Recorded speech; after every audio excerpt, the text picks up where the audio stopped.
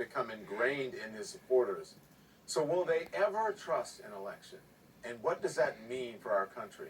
CNN's Donnie O'Sullivan has the story. What you're seeing and what you're reading is not what's happening.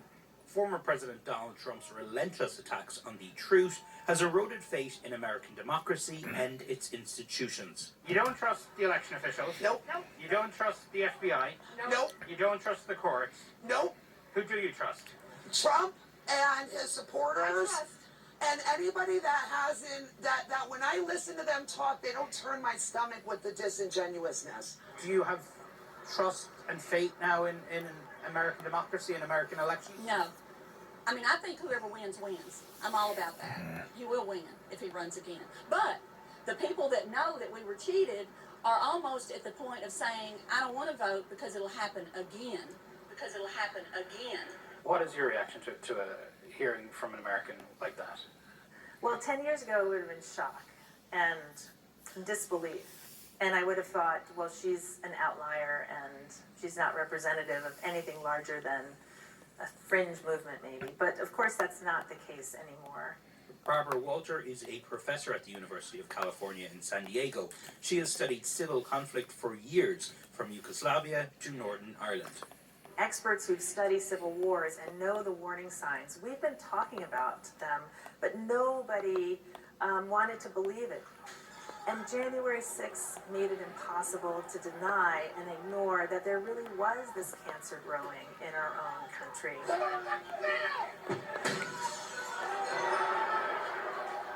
There was a threat that was mobilizing.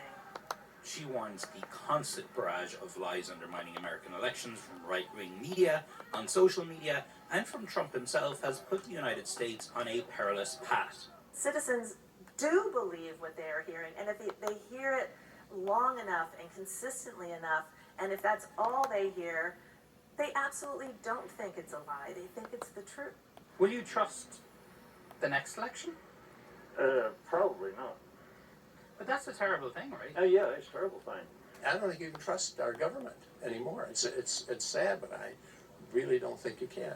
That's what Trump is all about, making the elections in the future fair so we can believe when you vote for somebody, that person's going to get your vote.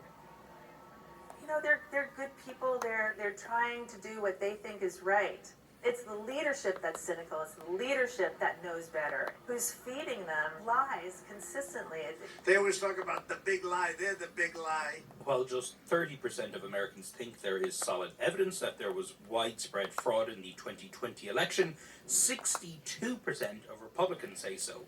Looking ahead to the 2022 midterm elections, only 42% of Republicans say they're somewhat or very confident the results will be counted accurately. They're priming their supporters to believe that democracy isn't worth defending because they don't want democracy anymore. And Donnie O'Sullivan joins me now. Donnie, hello to you. The thing is that Trump is never going to admit he or anyone he backs actually lost. He'll say they were cheated. So what does this all mean for the midterm?